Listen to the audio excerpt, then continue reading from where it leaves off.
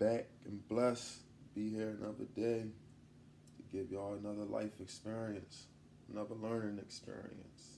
If y'all blessed to hear this, God has blessed you with another day as well. You winning.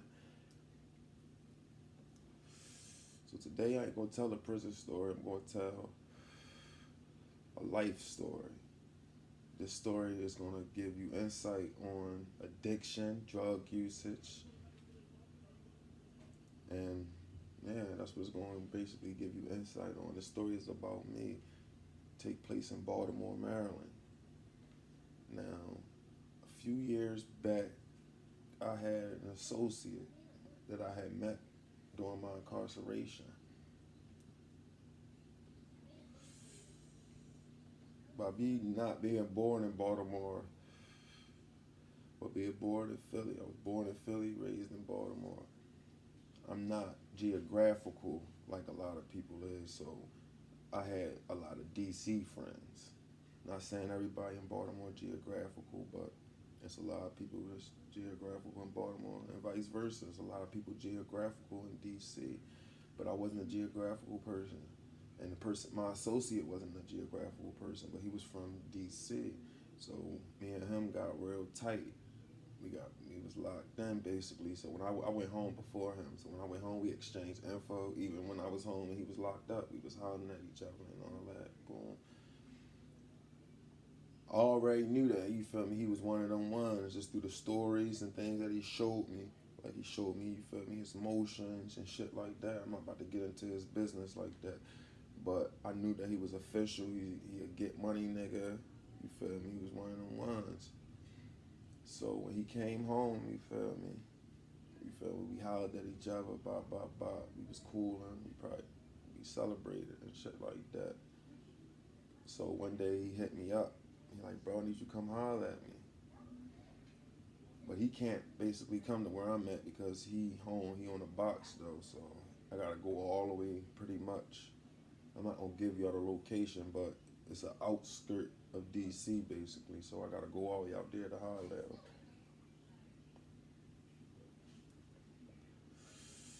So boom, I holler at him. I go all the way out that bitch. I holler at him.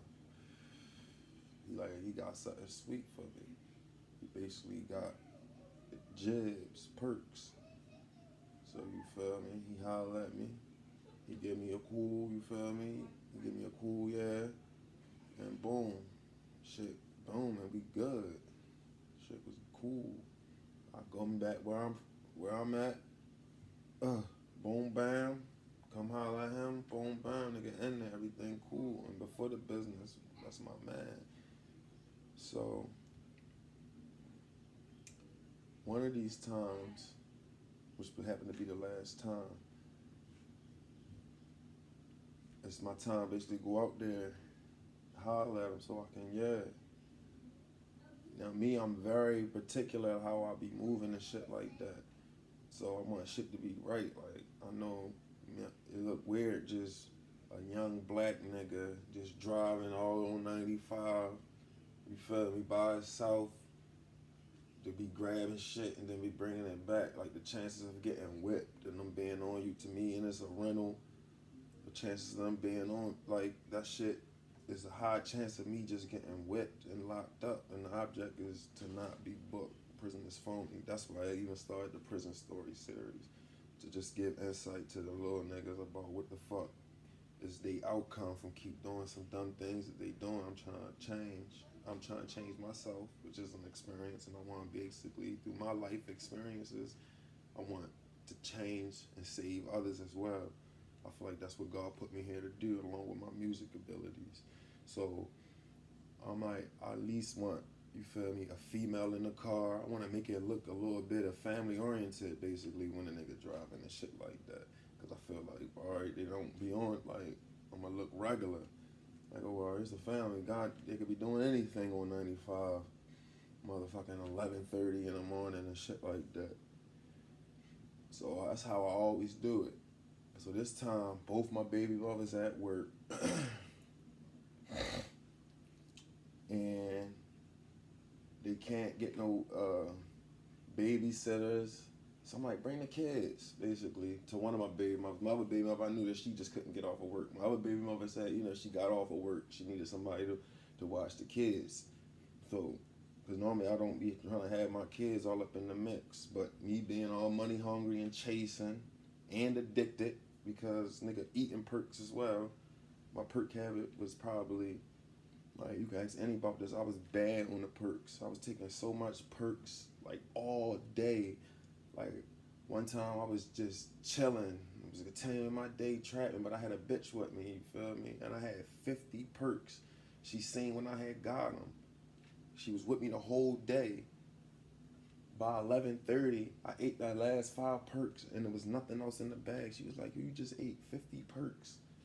And that was the first time I really got to see my totals, because other than that, a nigga just buying perks, getting high, boom, getting money, buying more perks. You can't catch it. You really ain't gonna be able to catch it. The worst thing that a person can do that's addicted, basically, on Percocets is be able to afford your addiction.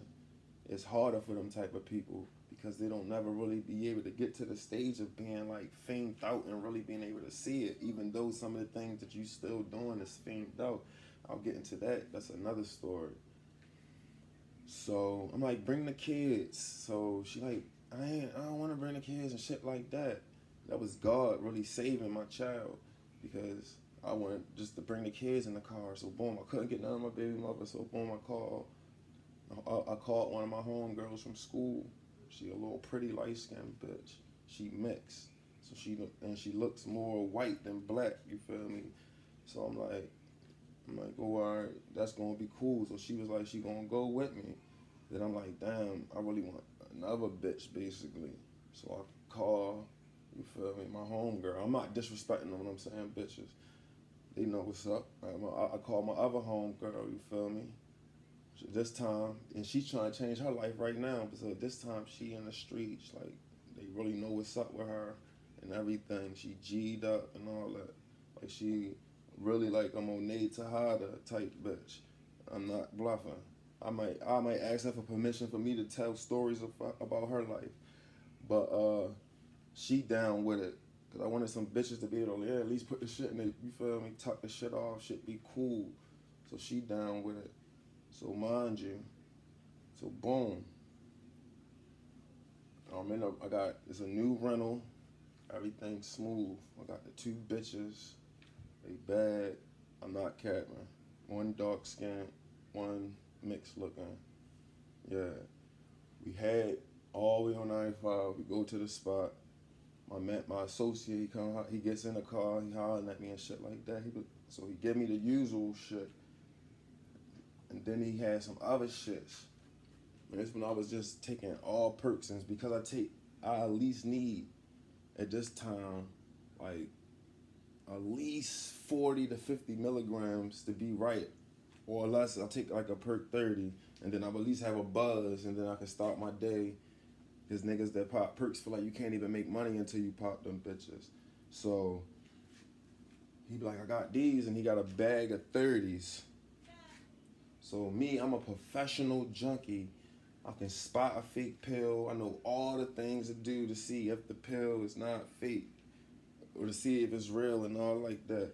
Like, I know everything to do. I do that with them. And to me, they look real. And this is a professional junkie. Like, I understand all about the counterfeit and all that type of shit.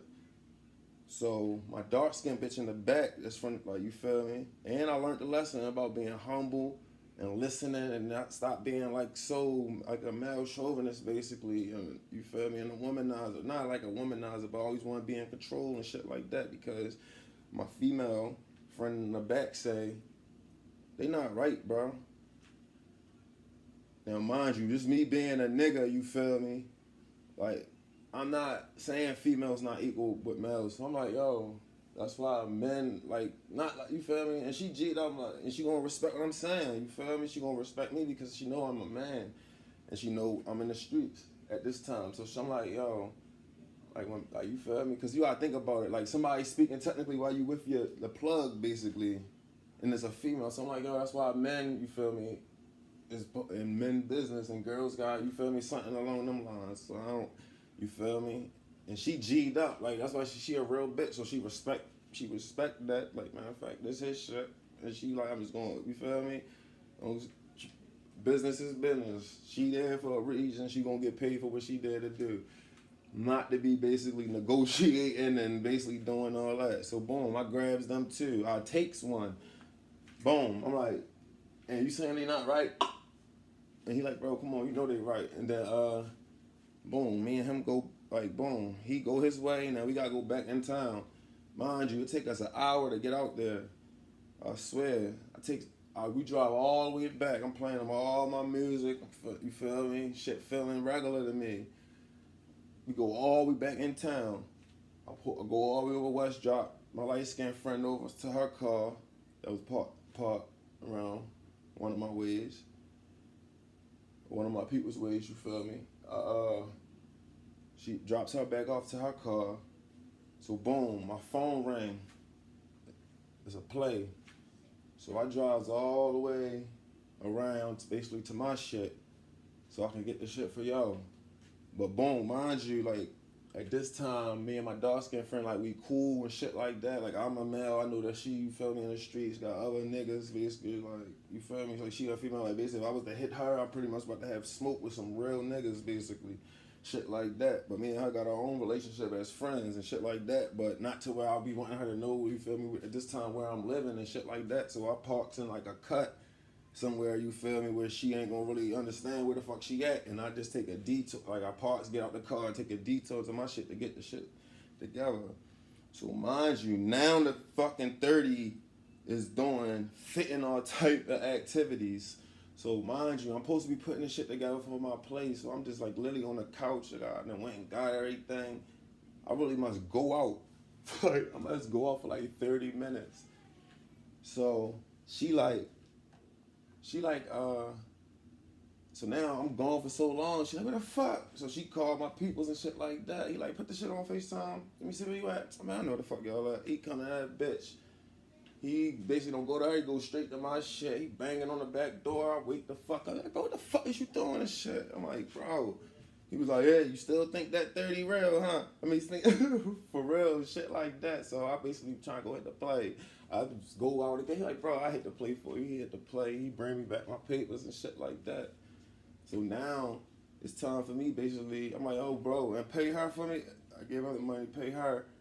And then now it's time for me to pick my peoples up. So he like, bro, you was not good, bro. So I'm like, bro, I want to pick my peoples up from work, bro. He was like, trying to be slick, bro. Trying to be slick. Yo, you can't tell niggas nothing. So he fucking, he like, bro, at least fucking open up your sunroof, bro. You trying to look slick. And he goes out, he like, bro, I'll pick your peoples up, bro. You need to chill. I'm like, bro, I'm good.